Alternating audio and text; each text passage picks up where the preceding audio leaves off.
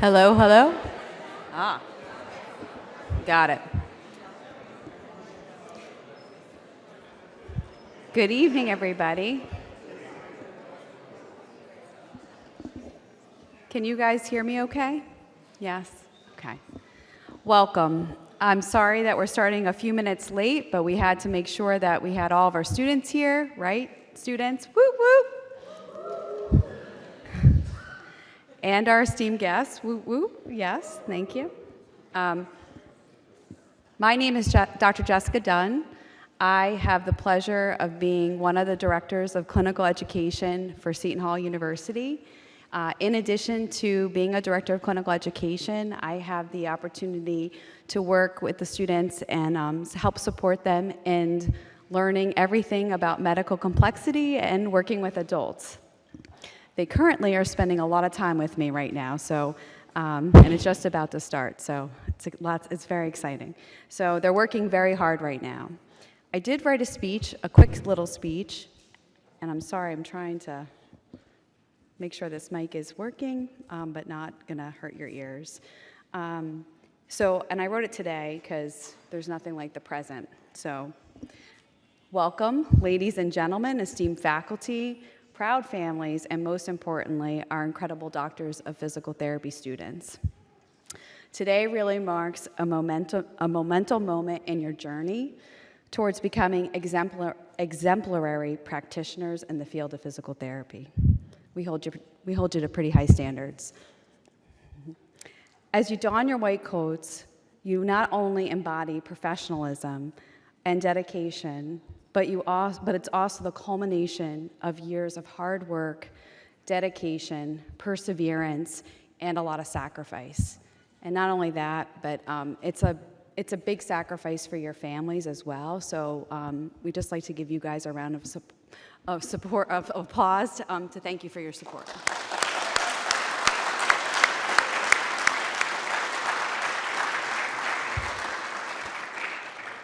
I know how much the students really appreciate your support, and they would not be here without all of you. So thank you for all you do to support them outside of our four walls. So completing your didactic coursework is no small feat. It has required countless hours of studying, late nights, and unwavering determination. But through it all, you have not only endured, but you've excelled. You've absorbed knowledge, you've honed in your skills, especially in CDM7, we're working on that now, and embraced the principles of compassionate care and define this noble profession. This class in particular is about teamwork and about celebrating others' achievements. They really look out for one another, and they definitely are each other's cheerleaders. Now, as you prepare for your transition from the classroom to the clinic, and you stand on the threshold of this new chapter filled with challenges, triumphs, and countless lives that you're going to impact. Your white coat symbolizes more than just a garment. It represents the trust bestowed to you by your patients, the responsibility to advocate for their well-being, and the commitment to uphold the highest standards of ethical practice. In the clinic, you will encounter diverse patients. Each of them will have their unique stories, struggles, and aspirations. Remember to approach each encounter with empathy, humility, and a commitment to empowering your patients on their journey to recovery and wellness. As you embark to this next phase of your journey, always remember the privilege it is to serve others in a time of need. Let your passion for healing and your thirst for knowledge and your unwavering dedication to excellence guide you every step of the way. So, to the doctors of physical therapy students, congratulations on this remarkable achievement. May your white coats be a beacon of hope, comfort, and healing to all those of the lives that you touch, and the future of physical therapy is brighter because of you. Go forth and make a difference.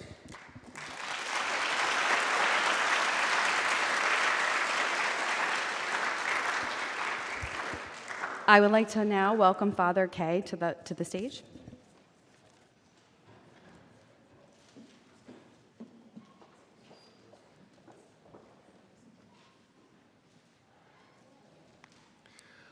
Thank you. A story about one of the risen Christ's first disciples, a man named Paul.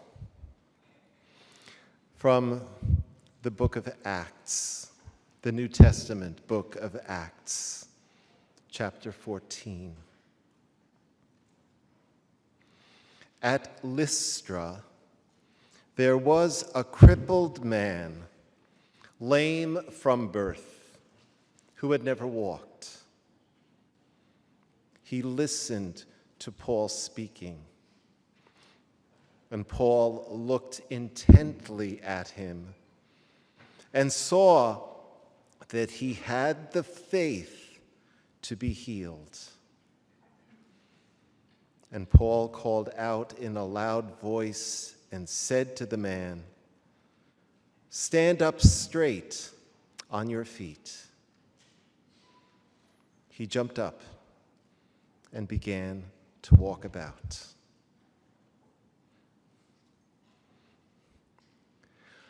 What follows, brothers and sisters, is a prayer for faith. Faith for the people you work with, faith for the people you will work for, faith for you yourselves, faith in yourself and in one another.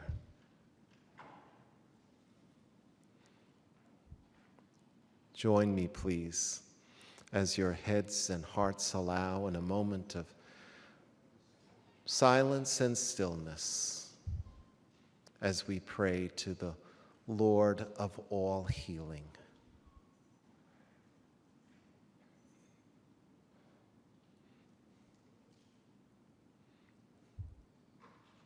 Lord, open us. Open our eyes and our ears, our minds and our hearts to the needs of one another and to your grace, your healing grace at work within us. Open the great minds and the good hearts of these young people whom we send out to do your healing work. May they have faith in their skills, faith in their ever-growing knowledge and experience, faith in those who will mentor them and serve alongside them, and faith in you, who have set them on this way and who will give them all that they need to do your work. Lord, we ask that you bless them and bless all of us. Keep us safe from every harm and guide us along our way. In the name of the Father, and of the Son, and of the Holy Spirit. Amen? Amen? Amen. Amen. Congratulations. Have a great night.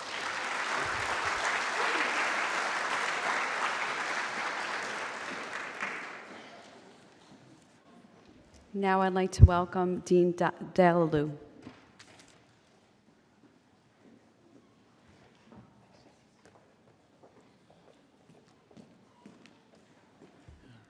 Good evening. All right, so I'm walking up here and I'm trying to, as I typically do, reflect on what I need to say. I've been thinking about this every time I go into a gathering such as this. I need to keep it short because that's what my daughter always says, keep it short. This is not about you. This is about you folks here. So I think of two things. Things about the impact that you will have on the people you will serve. And I think of each of you and the impact you will have. And those are the two things that come to mind as I think about this milestone. We rush through milestones very quickly. We sort of think about it as a checkbox. Check. Got my course done. Check. Got my quiz done. Check. Got my assignment submitted on Canvas. I know we're not doing Blackboard anymore, right? But I urge you folks to not check box this moment at this point. Because what you're getting into at this point is the opportunity to do the things that you've been wanting to do let's say your entire life. I'm pretty sure each of you had things written down on your kindergarten poster saying, I want to be a PT. Yeah? We're just going to nod our heads, yeah. So here it is. This is your opportunity to do it. So why rush it, right? Enjoy this moment. Reflect on what's got you here, and certainly the support of your family who are here, the support of your faculty. This is what got you here. This is what's going to keep you moving forward. And as you do this, make sure that you always reflect on the people you will serve. People are looking up to you to say, oh my gosh, this person's going to help me. So it doesn't matter whether it is your 9 o'clock appointment on a Monday morning where you're super energized, you're coffeeed up, and you're ready to go, or it is your 4:30 or 7:30 appointment on a Friday evening. Both those individuals need your best care. They don't care that their appointment's on a Friday. So I'm really, really, really hoping that as you reflect on it, think about your role. You have an impactful job to do. And as you go through this process, always remember, you've got to take good care of yourself as well. Okay? You're going to spend long hours in your clinical externships. And if you want to continue having the impact that you do year after year, 10 years from now, 15 years from now, this is your moment to really build that work ethic. So as you go out there and you spend time doing 3 clinic rotations, don't just look at it as a checkbox. Look at it as a test run for what life has to offer for you, okay?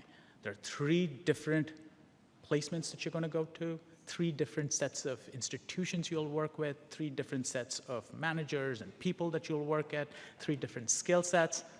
It doesn't get better than this. And I know our faculty, and particularly our clinic directors, will have provided you with the best possible opportunity.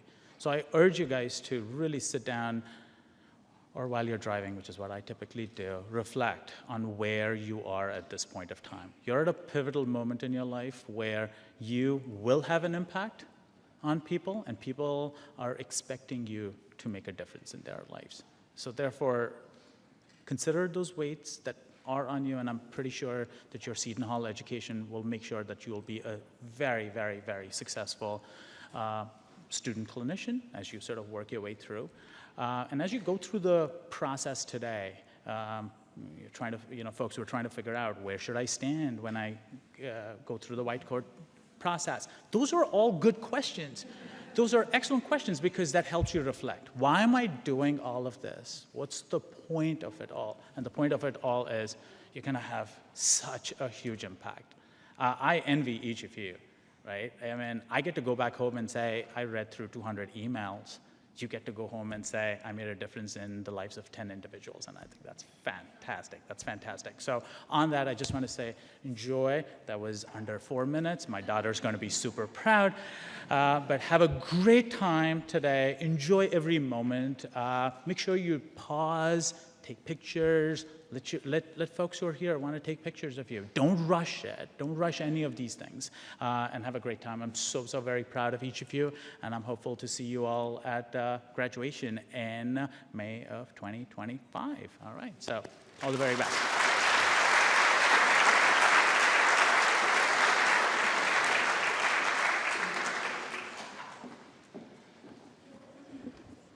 Now I'd like to welcome the chair of the program, Dr. Rick Johnson.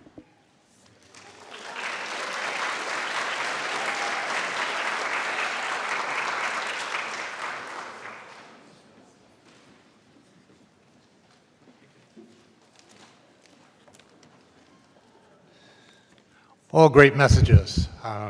Enjoying listening to everybody's absolute wisdom about what's ahead.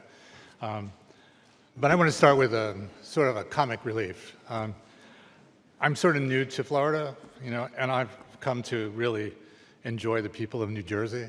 So today, coming here, I pulled up into the toll booth, and the guy behind who's giving my change said, "Just want to let you know, today is the National Put Your Wife to Bed Day." I go, "You're kidding me. I have all these parents here that I can share that message with." So, but anyway, let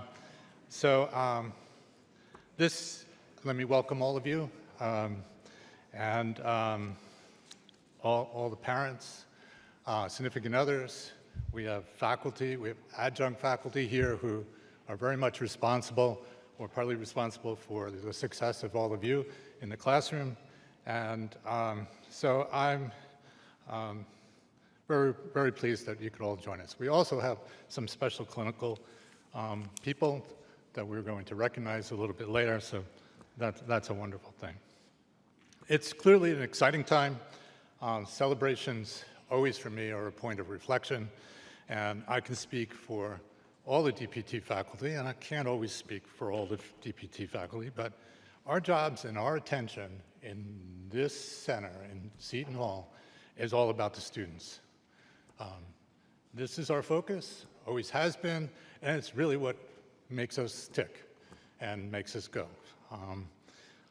Parents, you've done an absolute amazing job with these young people.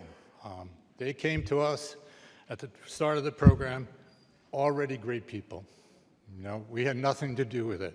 It was what you did and your part in their growing up. And we have benefited the last 2 years from the hard work that you've done.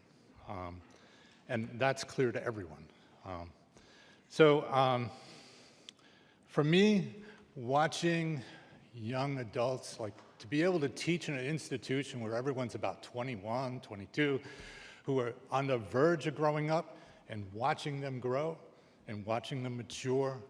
I mean, students come to us and we could ask them to do anything and they would say yes. That's no longer the case. They are thought-provoking,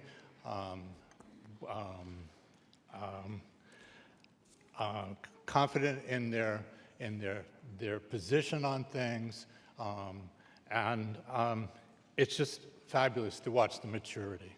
They've actually turned into really mature professionals, even before they go out on their clinical experience. I often speak to groups of candidates who are interested in our program and talk about the Seton Hall student in our program. And I'll say to them, they're extremely bright, they're mature, they are motivated, and what strikes me the most, these guys right here are confident. They want out. They want to be in that clinic. They are confident that they can do the job in the clinic. Having spoken to a number of you, you are just oozing at the opportunity to get going. And yes, there's some more to learn, and quite frankly, your learning is maybe the most important learning is about to happen, and that's when you get into the clinic. Many of you have also participated in the APTA Advocacy Dinner. A number of you have actually set it up, and some of you were actually involved in it last year. You understand how to advocate for our profession, okay? But now you're going to do a different type of advocacy, and it's called patient care. Advocacy starts with the interaction between you and the patient. If you listen to the first 2 bullets in your pledge tonight, the first one says, "I will respect the rights and the dignity of all individuals and provide compassionate care." And number 2, "I will be trustworthy towards my patients and clients in all aspects of PT practice." Respect and trust are huge words that need to be earned. They don't come just by being there. You need to earn them. And I want to add another one that I've actually heard Dr. Dunn talk about tonight, and that's responsibility. When What you will learn in this next year is what it feels like, and here's the key word, what it feels like to be responsible. When you start working with patients and you know that their care and their ability to improve is in your hands, the whole issue of responsibility gets huge. Being the responsible is why many of the therapists who are here have had, on occasion, gone home and actually started looking up information that might help their patient that they treated the day before. They didn't do it because they want to be lifelong learners, although that's a very good thing to do it. They did it because they were responsible for the care of their patients, and it's what they needed. Also, responsibility is why many therapists go home worrying about the people they cared for the day before, or instead, they stay after work and walk through the unit and make sure everyone that they worked with that day was doing fine, all right? Or being responsible might be the reason why you reach out and you speak with parents and family of patients that you are serving, hoping to learn something new or different about your patient that you can help. Let me just give you an example of the power and the breadth of responsibility. When I was a younger therapist, I was sitting in grand rounds, and I was discussing, I was listening, an 18-year-old girl who was a dancer and had been in a serious car accident and had serious head trauma. And she no longer actually, basically she was in rehab, but she wasn't responding to anybody's care.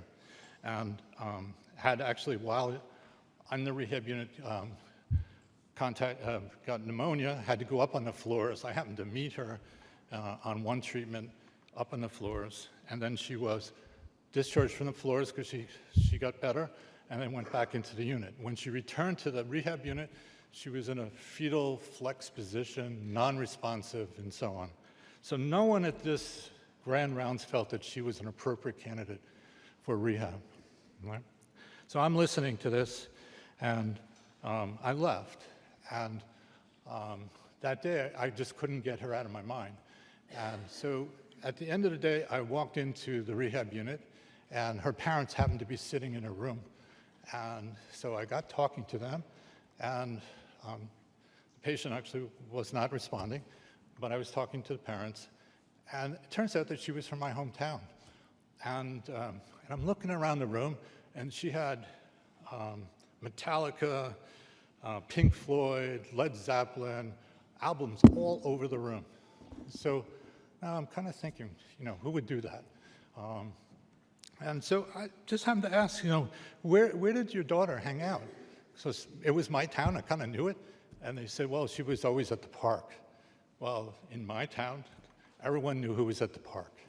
And everyone knew what was going on at the park. So I started to get a feel for who this person might be. Next day, she gets transferred into the unit and for rehab, and I asked the therapist who was treating her if I could spend some time and work with her today. He said, yeah, no problem, no problem. I go over to her, she's laying face down on the others, looking at the wall, and I reach over and whisper in her ear, do you want to go to the park? And she screamed louder than you've ever heard anybody scream, and literally flipped her body to look at me, to see who it was that might be hanging out in the park. Everyone stopped in the whole gym. There were maybe 50 people in that gym, and a number of them came running over because I think they thought I did something.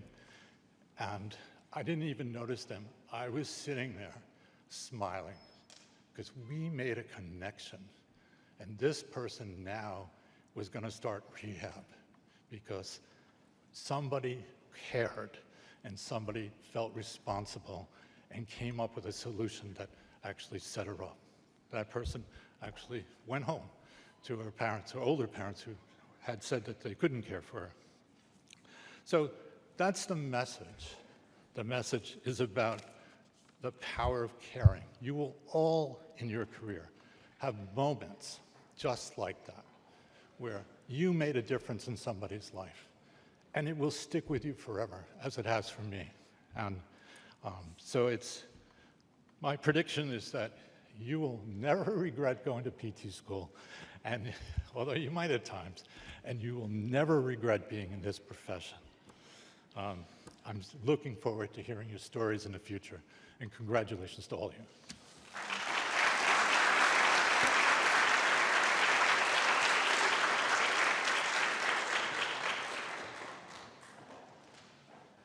Thank you, Dr. Johnson. Welcome, everyone. I'm Lauren Snowden. I'm the other DCE in this program. I'm so happy to see everyone today. This ceremony used to take place early in the program, and we moved it to right before clinical education, which is really such a time for celebration. But for the first time this year, before we move on to celebrating our students, we had to take a moment to say it's the clinicians who make what these clinical education experiences are.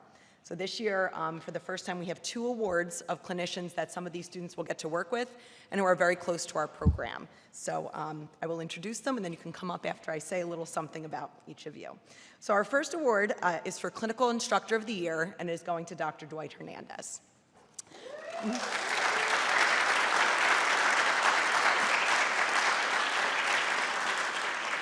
Dwight is a clinician at Kessler Rehab Center and an adjunct instructor in our musculoskeletal coursework.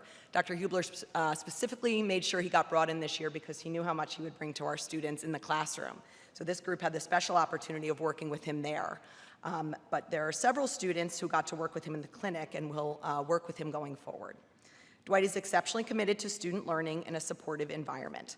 He is able to take complex clinical knowledge and distill it down in a way that's understandable and applicable for students of all levels. And that's a hard thing to do because there is so much knowledge out there. Dwight not only gives meaningful feedback to students to promote their development, but is highly communicative to the university to make sure clinical experiences are what they're supposed to be. We use the term clinical partnership, which is where we're supposed to work together, but when you find a clinical instructor who does that, it really makes all the difference. Dwight is extremely student-centered, and this year particularly, he went above and beyond when working with a student who needed support and stayed in touch the whole way. Dwight is not only incredibly smart, everyone says Dr. Hernandez is so smart, but he finds a way to just take that to say, let me help you be the clinician that I want you to be and to let you be your own clinician, to be an individual. So for that reason, we're happy this year to welcome the first Clinical Instructor of the Year, Dr. Dwight Hernandez.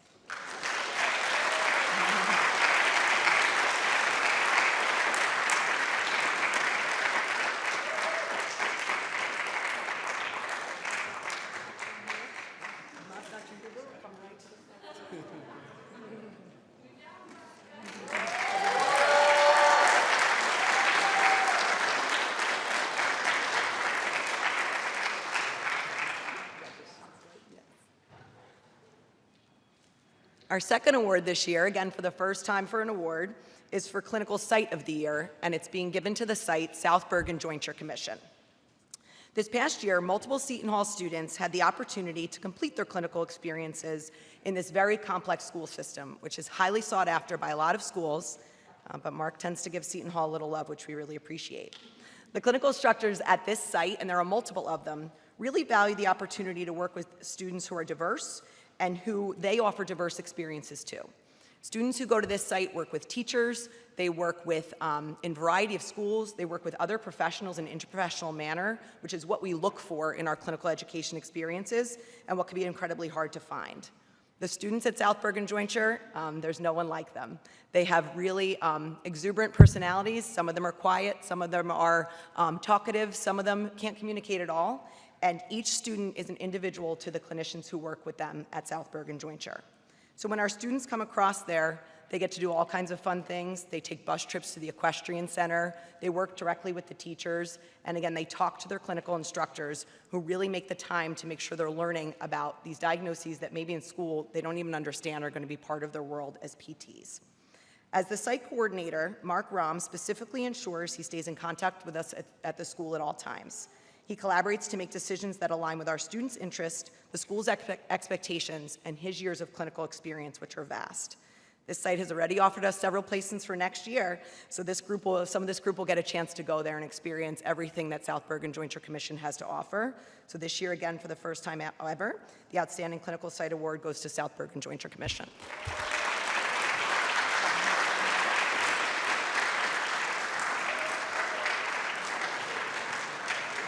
And Mark came in right with his scrubs, people. This is a clinician. Yeah, right?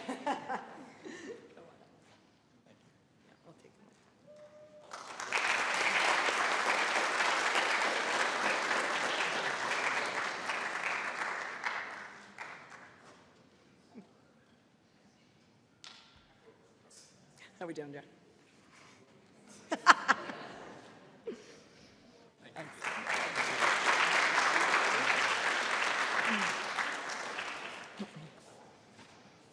So what is not new to this ceremony is that every year we pick an exceptional alumni to be a keynote speaker. So this year is Dr. Latifia Bailey. Each year, when we think about who we're going to pick for this position, we have a lot of great choices. We have wonderful alumni, we have years of a PT program, so it's a tough pick. Latifia was an easy pick. When I first came into this position almost 5 years ago, I was trying to figure out who were the clinical partners, who can we ask for help? And Marcia Downer said, Latifia Bailey. She's a phenomenal clinician. She's an excellent teacher and supporter of students. She's a great leader, and she organizes a whole lot of things. And when I look at what she does in the clinic, that's incredibly true. So up until this point, we have always had the opportunity to work with her there. As much as we've worked together in some capacity for almost 5 years, I just met Latifia for the first time today, which is amazing because I feel like I know her like an old friend because of how many times we've had to call and ask for help and ask for information about a student. She's always there, she's always responsive, and she really is committed to students making a difference in this profession. So gave her a hug and said, we're just so happy to have you here. This year particularly, again, this group of students is very fortunate. They got Dwight Hernandez in their musculoskeletal coursework, and they now have Dr. Bailey in their CDM7 coursework. So how fortunate you will be to learn from her in the school setting outside of the clinical setting for the first time ever. So we are lucky to have you, we're thankful to have you, and welcome Dr. Latifia Bailey.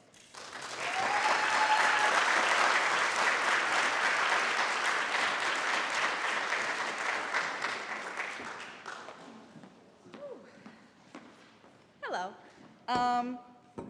This is very humbling. Not 16 years ago, I was getting my white coat from Seton Hall University, so this ceremony is very, very special to me, and I was beyond honored and humbled by the invitation to speak. When I asked Dr. Dunn, was there a theme, what should I talk about, because this is not my natural, I'm used to teaching, but smaller groups, so I said, what should I talk about? And she said, they probably want to hear about how you became a therapist. And I said, great, that's easy. I know how I did that, so here we go. I just wanted to open with a quote that I thought made a lot of sense in this moment. It says, the best way to find yourself is to lose yourself in the service of others, by Mahatma Gandhi. So I want to start off by, you usually ask people, why did you become a therapist? What made you get into therapy? And they'll have, oh, my grandmother had a stroke, and I worked with the therapist in getting her better, or I have a child with autism, and the therapist was critical to their growth. Well, mine started a little differently. It started with a failure. I was actually in PA school to be a physician assistant, and I was in my 3rd semester, and I failed by 1.67%. I remember it very clearly. And so I had a choice to make. Was I going to wait a year and try it? My heart wasn't in it, and that's why I failed, because I was more than capable.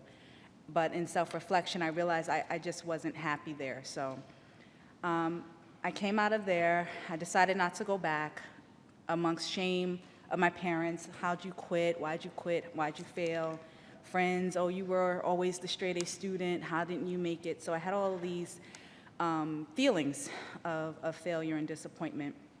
And I got a job at a lab, and I was testing curettes for a machine that tested PT and PTT, which I didn't know which it was at the time, for Coumadin patients.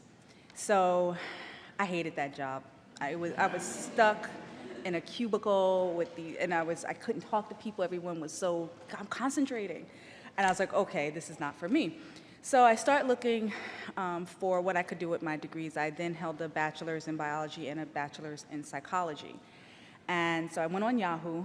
Yes, I'm old enough to have used Yahoo, not Google. And I said, what do you do with a bachelor's in biology and a bachelor's in psychology. And I stumbled upon occupational therapy. It was this beautiful mix of the two. And I was like, oh, that's it. And so I was looking for programs in the area. My second thought was I'm not going to commute to school ever again because that was crazy. So Seton Hall was 4 blocks from my house. And I said, oh, I'll look here. And I go and I'm looking into this OT program and it's looking good. And then I saw they had a doctorate program for physical therapy. And I was like, wow, Dr. Bailey, that sounds like it has a nice ring to it. So I was like, okay, I'm gonna go do that. That sounds very good. One of the best decisions I've ever made. So I'm cruising through school, not cruising, that's a lie. I'm having a challenging time in school, but enjoying it nonetheless. And I get to my clinical, second to last clinical, and it's in pediatrics. My cohort was going into acute care. So I was devastated because I would have no allies. I would have no one doing the same thing I was doing when I was doing it. But that's the way the universe works. So I go into this pediatric affiliation, and I'm miserable. Mind you, I thought I was going to be a pediatric PT, but I get in there, and my CI is horrible. I hope she's not in here, but my CI was horrible. And not only did I have one CI, I had 4 CIs. And there was school-based peds, there was early intervention, there was outpatient peds and outpatient eval day. So 4 different CIs, 4 different days. Everyone wanted something different. They were asking me impossible questions like, what's happening at the midfoot of that patient's gait? And I was like, what? I don't know. So I had a job. I quit my job. I was eating, sleeping, living this affiliation. So 8 weeks into my 12-week affiliation, my CI tells me that I'm in danger of failing.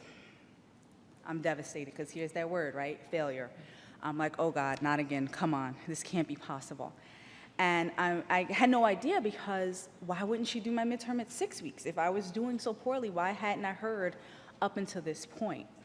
And I remember that I reached out to Dr. Irene DeMasi, who was my advisor at the time, and she said, T, we know you.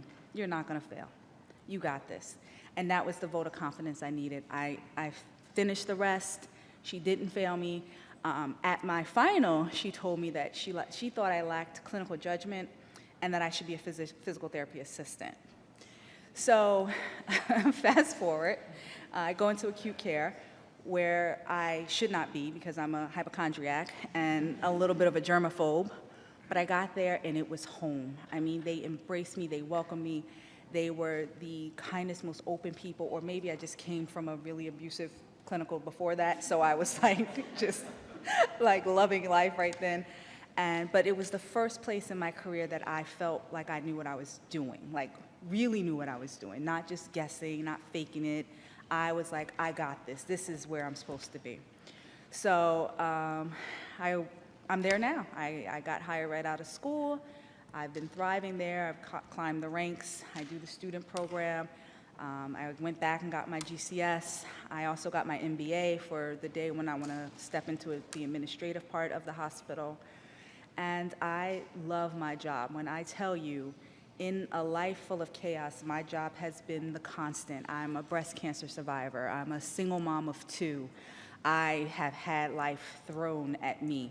And my love for my work and my profession has carried me all the way through. So I encourage you not to go out there and get a job, but go out there and find somewhere where you love it, where it makes your day, where you go into work and you know you're doing something special, you know you're making a difference, because that's what's going to get you through the hard times. That's what's going to make this make sense and make it count. And I wish you all the best. I want you to know if I can do it, you can do it, and that you come from great stock. This was a wonderful institution for me. I'm sure it was for you, and it will continue to be for the future of our profession. Thank you.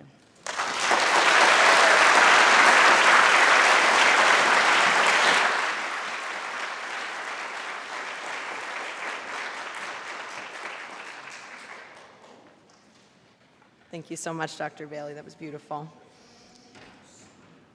So again, I've only had the opportunity to do a few white coat ceremonies, But each time I come up here, I think what makes the class unique, what's unique about each class that we send off into the clinical world. So little something stands out to me about this class, and Dr. Dunn alluded to it. This class really has each other's backs. They're very committed to learning, and that seems obvious, right? We go to school, we want to learn, but this group actually wants to know. So when they ask questions in class, and they know we'll ask them even if they don't raise their hands, but they were the first ones to speak out and say, stop, explain that again, or give me another example of that didn't make sense to me, or can you, provide a clinical case that relates to that. They really want to know. And that's, it's a wonderful characteristic of a group of learners when they want to know it to be better clinicians, not for the points, not to say they check the box, but to really know it because they know they're caring for other human beings when they walk out of our walls. That commitment to learning shows up in all kinds of ways. In the fall, where I get to teach this class for the first time sooner in the program, Dr. Cobb and I ran optional lab sessions, and we're like, okay, we'll come in and see if anyone wants to join us. Standing room only all the time in optional lab sessions. I was like, great, which is, again, unique to this group who wants to know it and wants to be their best. And that's, it's such a positive characteristic of all of you and something that you should remember as you're hearing from the clinicians today what it means to be a lifelong learner, because the learning doesn't stop when you walk out of these walls. The learning will continue in clinic at this really exciting time and move forward. As committed as they are to learning, this group's trust in themselves is on the lower end. So this is a group who will say something like, I come in and say, like, maybe I'm coming in because I don't know it, or tell me one more time, or I'm not going to be able to do it tomorrow. They don't trust themselves as much as they should. I can always think of my office hours where someone will knock on the door and poke their head in, and then you'll see 2 other heads and 3 other heads and be like, well, just stand here too. See what you're going to say, just in case I missed it, because they don't always trust in themselves that they know it. But I can tell you all now, you need to trust yourselves. Today, as you're getting ready to head out into clinical experiences, do 2 things for us as your faculty. Continue to be those learners you are, take in every opportunity to learn more and gain more. Bring that up. Bring that desire to learn up and make it more every day. And take that trust of yourselves, bring that up too, and that lack of trust, get rid of it. Throw it away today. Because the faculty who are here who have worked with you, your families who have supported you, and your peers who really support you every day in class, which we see countless times, they trust you, and we trust you too. So as you get ready to head out, you are learners, you are compassionate, you are ready to have others put their trust in you, and you're going to be amazing. So trust in that.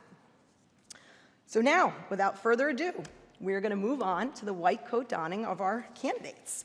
So what we're going to ask you to do is that we're going to stand up by row along the side of this wall. What? Yep. Oh, wait, before we stand up, let's stand up all together first. I apologize. I'm missing one important piece of information. We're going to have the candidates stand.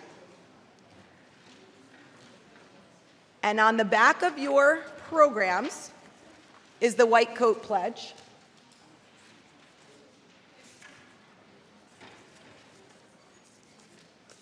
Actually, we'll do this after they have coats on, I guess. Right? Interesting.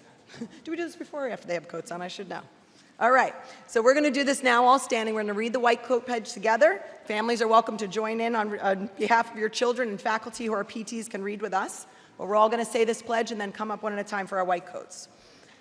As I enter the profession to practice as a physical therapist, I solemnly and willingly pledge the following. I will respect the rights and dignity of all individuals and will provide compassionate care. I will be trustworthy towards my patients and clients and in all other aspects of physical therapy practice. I will place the welfare of my patients and clients above my own self-interest. I will provide accurate and relevant information to patients and clients about their care and to the public about physical therapy services. I will exercise sound judgment and comply with laws and regulations that govern physical therapy and protect the public from unethical, incompetent, and illegal acts.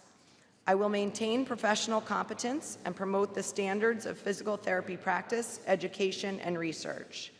I will address the health needs of society and strive to effect changes that benefit patients, clients, and the community. I will respect the rights, knowledge, and skills of colleagues and other healthcare professionals and seek consultation whenever the welfare of the patient or client may be advanced.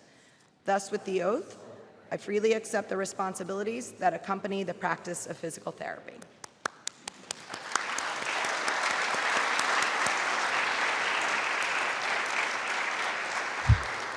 So now we are going to get to honor each one of these white coat Doctor of Physical Therapy students. So we're going to have just the first row line up, other rows can sit.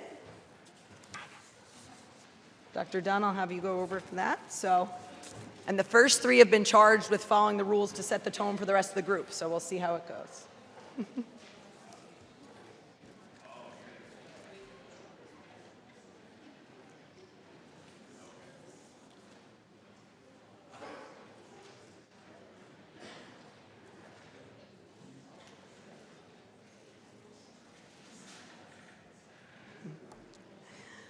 So first we're going to welcome Dr. Ray Lynn's advisees, with the first being Thomas Supko.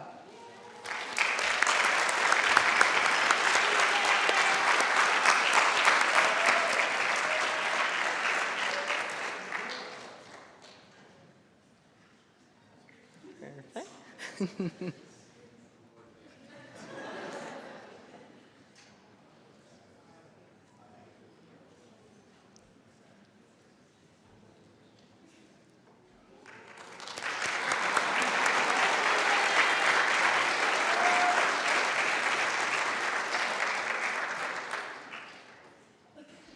Isaiah Ulip.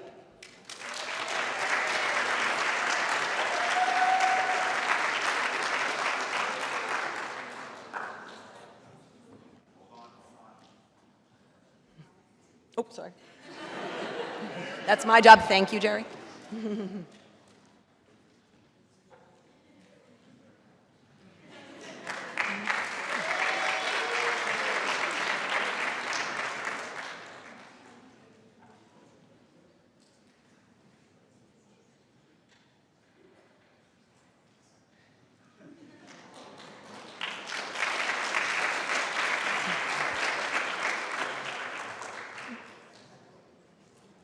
Jacqueline Vanderzee.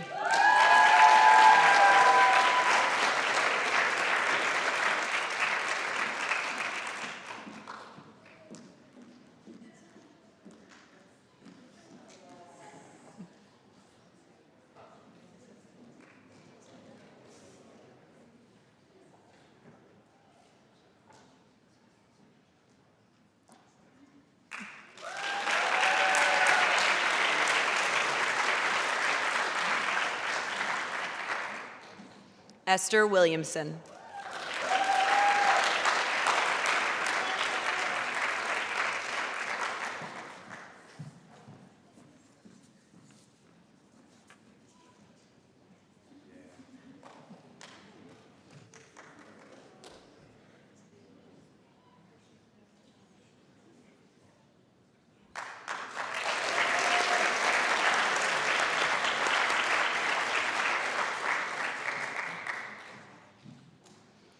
Geneva Rada.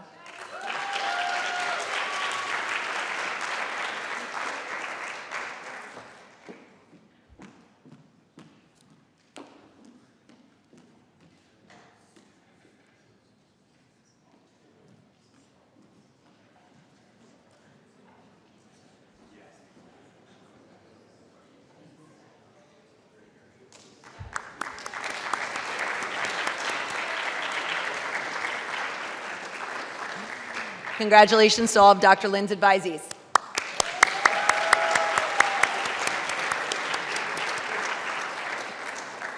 Now we want to welcome Dr. Lorene Cobb.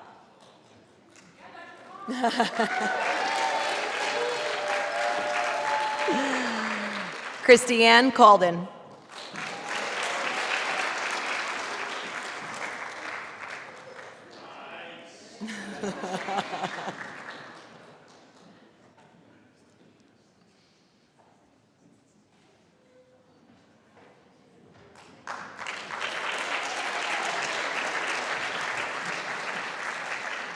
Emma Callahan.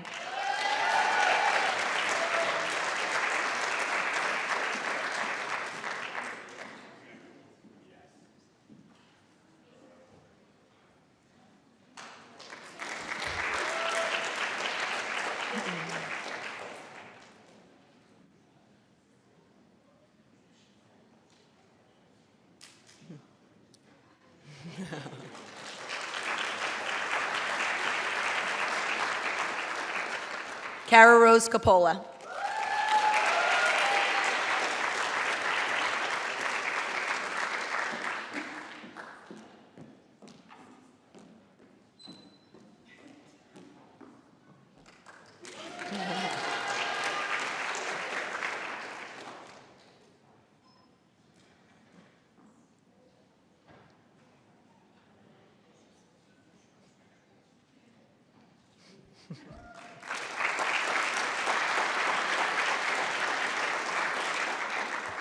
Caitlin Crowley.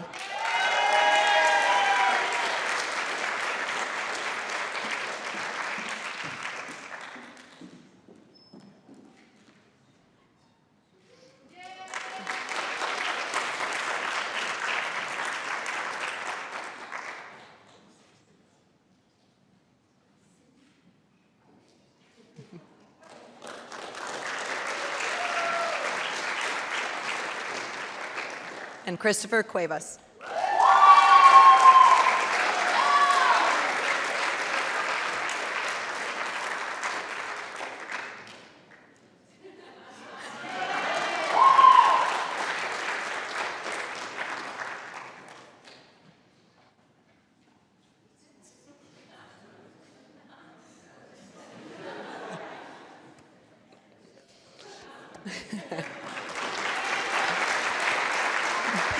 Congratulations to all of Dr. Cobb's advisees.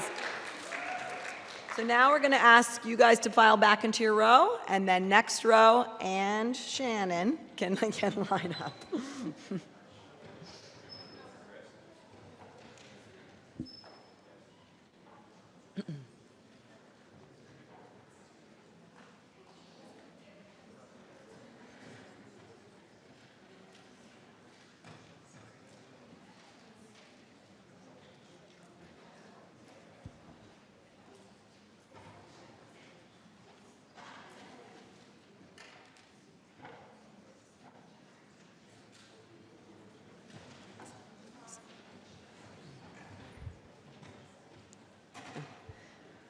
Now we welcome Dr. Richard Hubler and his advisees to the stage. First with Noah DeValez.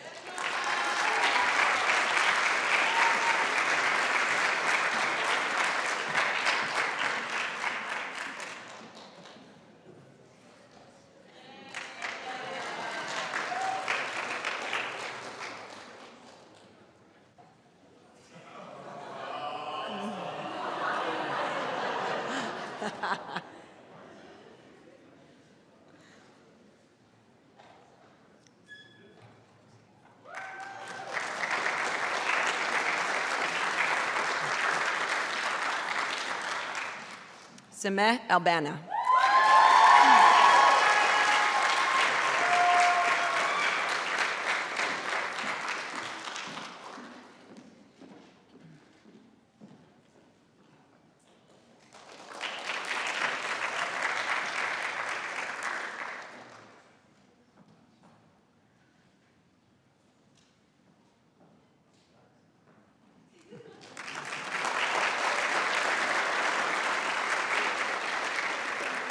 Jacob Fritz.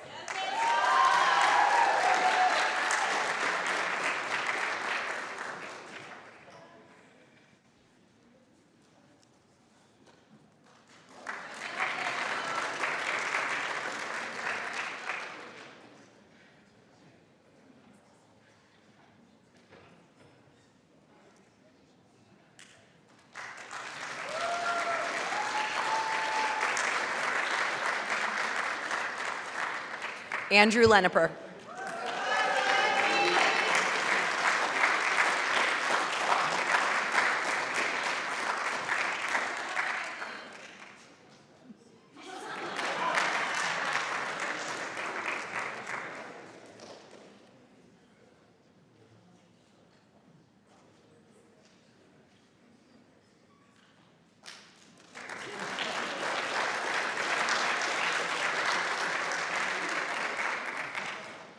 Kirsten McMillan.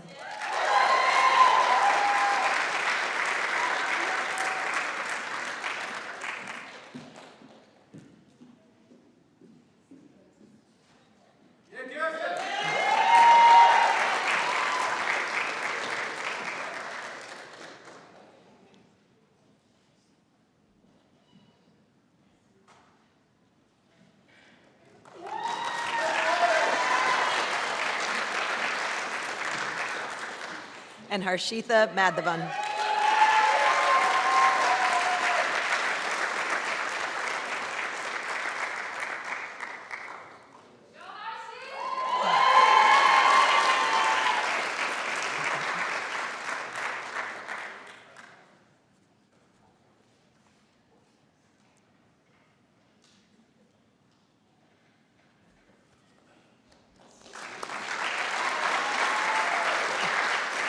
Congratulations to Dr. Hubler's advisees.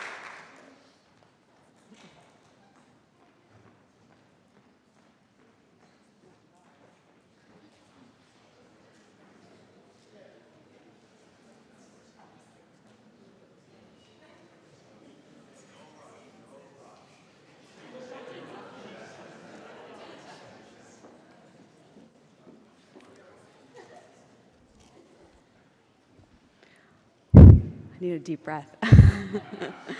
Now I'm going to introduce Dr. Randy Kalani's advisees. Rodney. Ria Kumari John.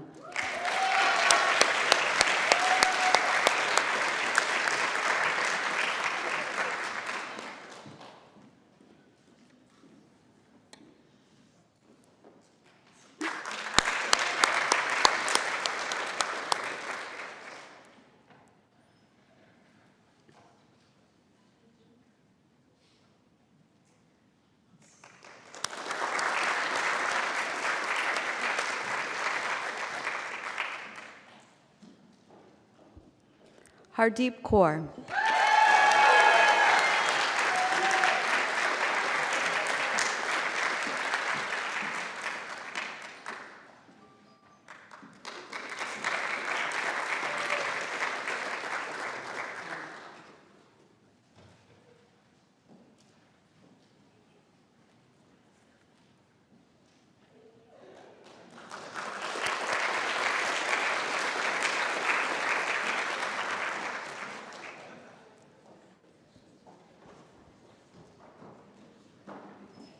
Now we have Dr. Liss's advisees.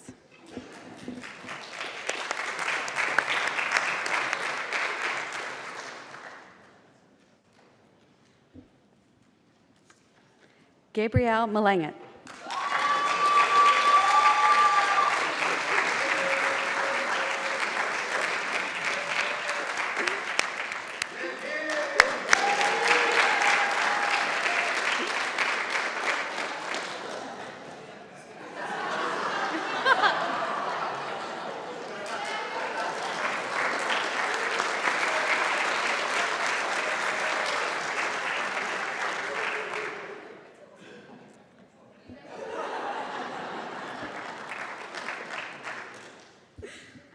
Caitlin Marinon.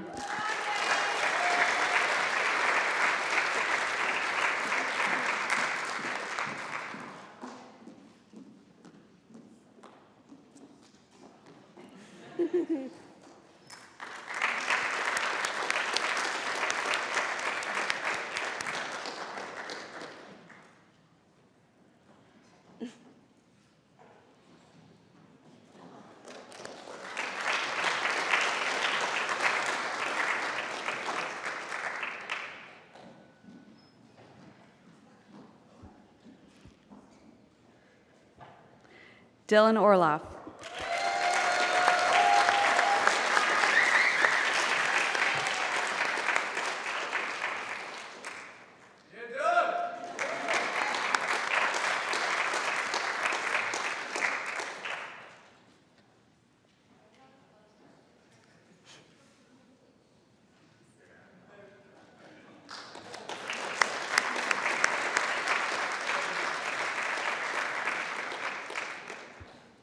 Austin Redfern.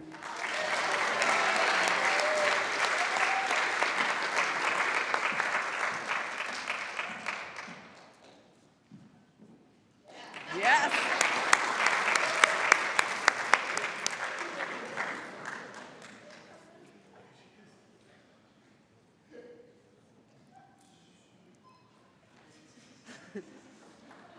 That's good.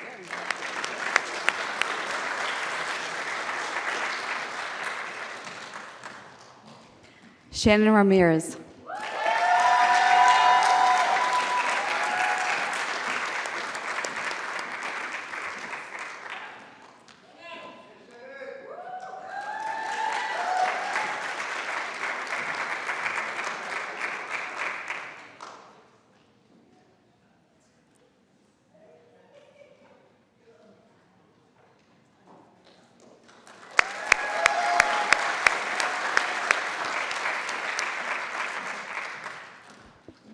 Dr. Monaco and his advisees.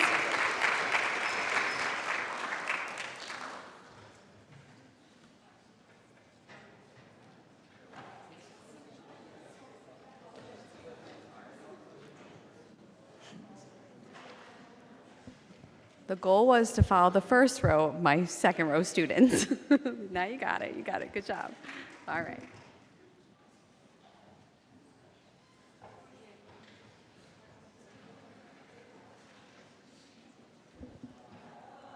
Elizabeth Romano.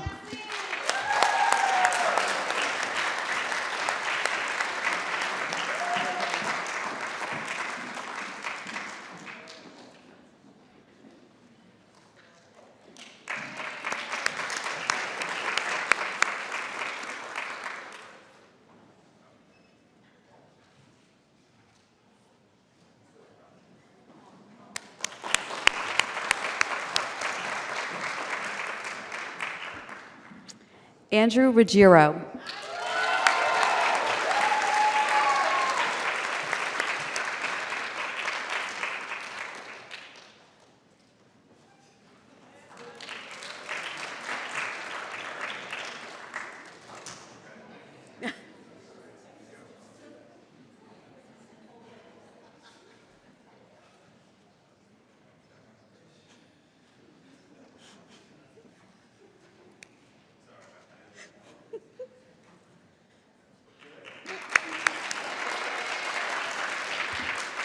Shayna Ryan.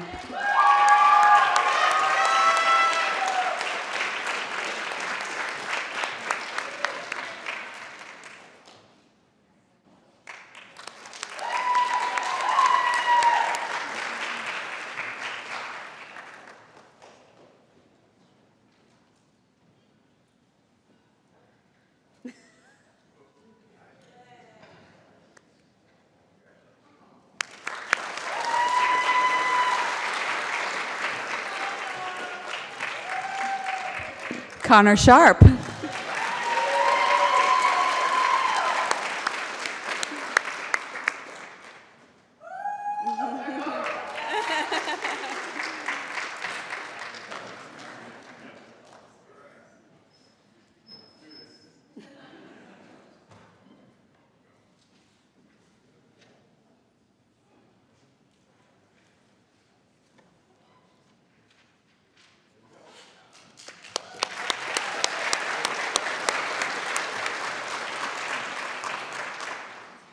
Craig Smith.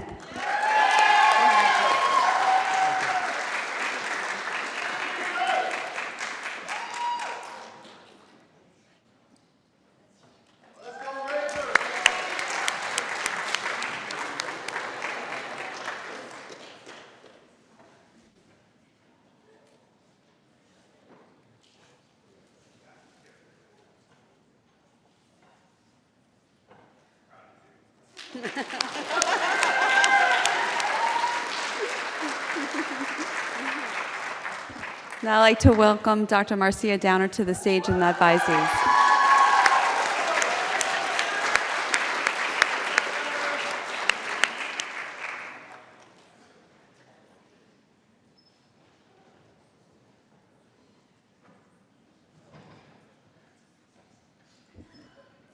Tyler Abramowitz.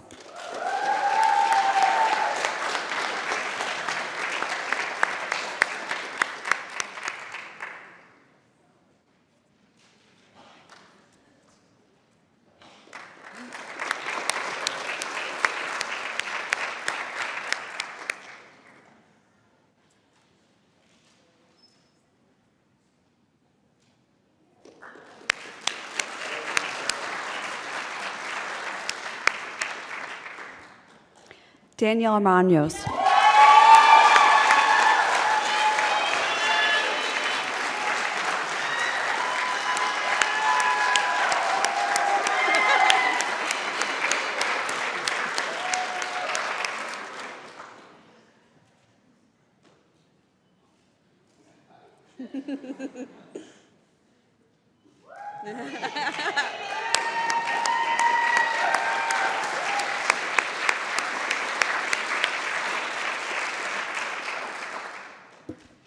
Christopher Bernal.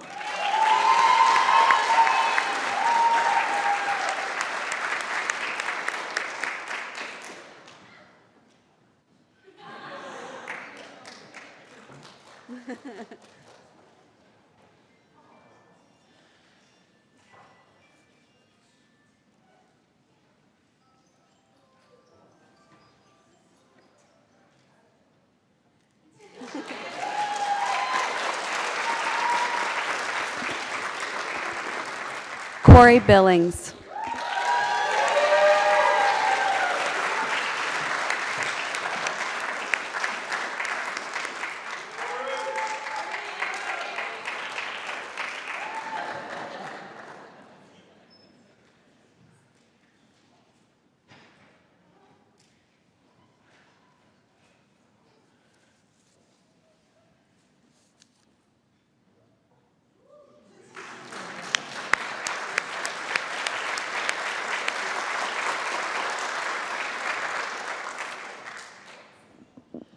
Alexandra Calaggio.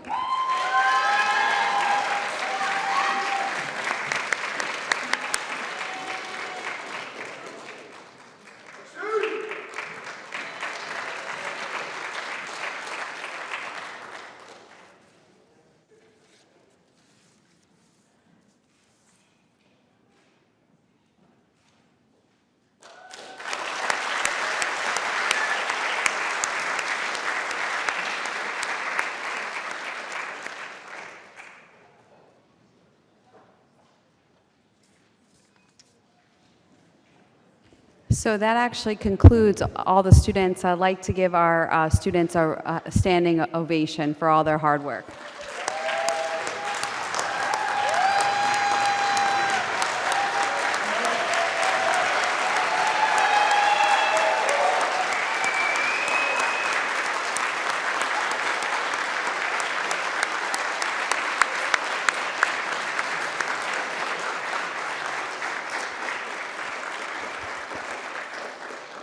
So that concludes our white coat ceremony. We're going to give you guys some time. You guys can take pictures on stage if you want. It'd be nice if we get a class photo. If everyone wants to come up on stage, we'll take a class photo. And then we'll release you to your families and have cake, cookies, and refreshments outside. But all the students, let's take a class photo.